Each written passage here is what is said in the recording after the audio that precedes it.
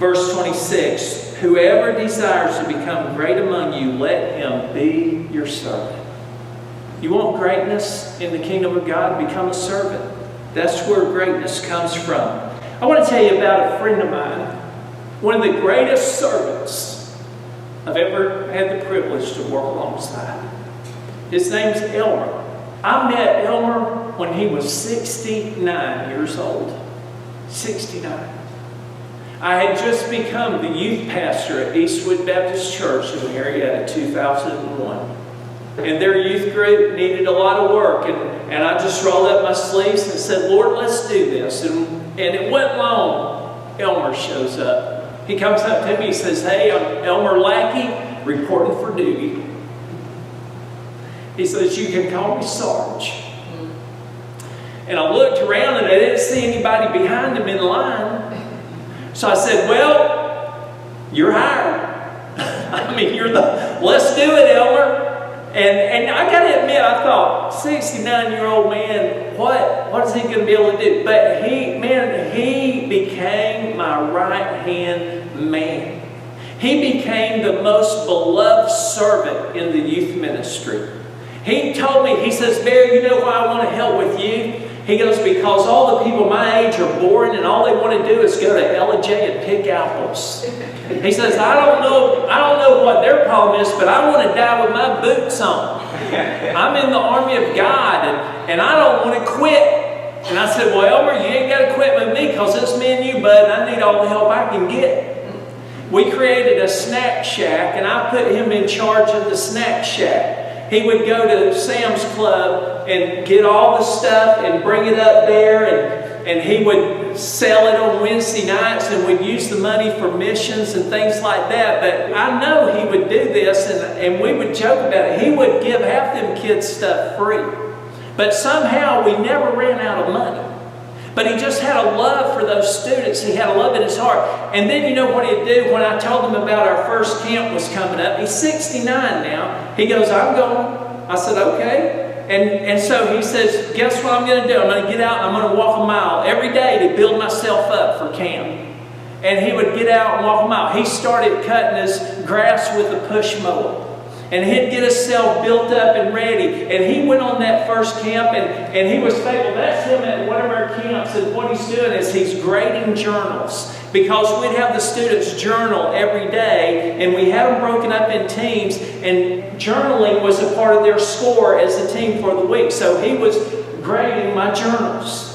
And he loved those kids and they loved him. And we must have did, I know, over 30 camps while we was in that ministry. Over 30 camps in a decade. And I don't believe he missed a single one. You know what that means? That means that he was still going to youth camp when he was 79.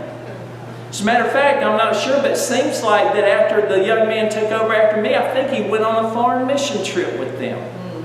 I'm telling you, this is a servant's heart. Elmer Lackey reporting for duty.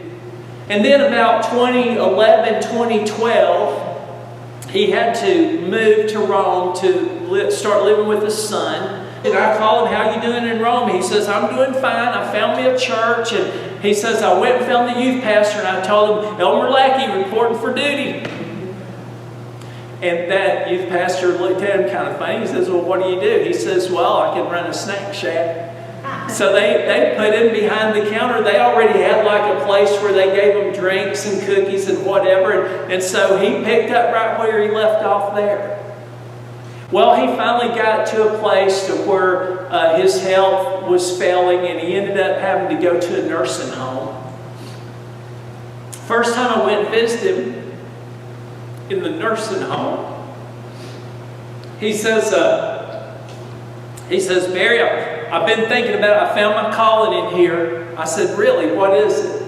He says, well, a lot of these people in this nursing home, they're ugly and they mistreat the workers. He says, so I've made it my job to straighten them out on that. I'm going to protect these workers. I'm not going to let them talk bad to anybody.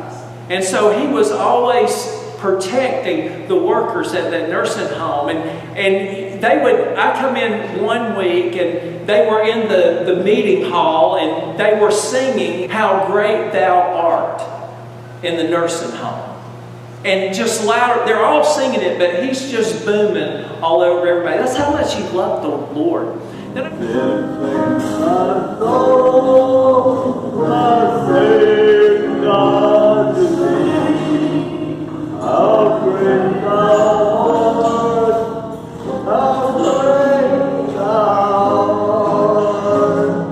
And he's sitting there, and he's got this crown on his head. And when they got through and we went to his room, I said, Elmer, what's up with that crown? He goes, I'm Mr. Chulio 2019. I'm like, what does that mean? He said, well, we have some college students that come here and do activities with us, and they thought it'd be fun to have a Mr. Chulio contest, so I entered. He says, I was the only one that entered. But he says, the reason I entered anyway is because I figured that these other men in here needed an example set for them. And so I'm going to wear this crown every day, all year, and make them envy it. And next year, more than one man will enter the Mr. Chulio contest. But he just had such a love about him, such a desire to be a blessing to people. And he would sing the loudest, and he would get on to people if they were mean to somebody. And he would, oftentimes I'd come in, he'd be sitting in his wheelchair and his Bible would be in his lap. He'd be out in the hallway reading his Bible so that people could see. Just being a witness. And you know, here's the thing about Elmer, is that he passed away about a year and a half ago. And he always told me, more than any other thing, he'd say, I want to die with my boots on. And he did. I mean, as long as he was able, he was witnessing to people. He was loving people. Everywhere he went, he was looking, how can I serve today? He was always looking at it, always loving it. And he was still wearing that crown. And now he's wearing a crown in glory. He's wearing a crown that's never going to tarnish and never going to fade away. 2 Timothy 4:7-8 says, I fought the good fight. Now this is Elmer, y'all.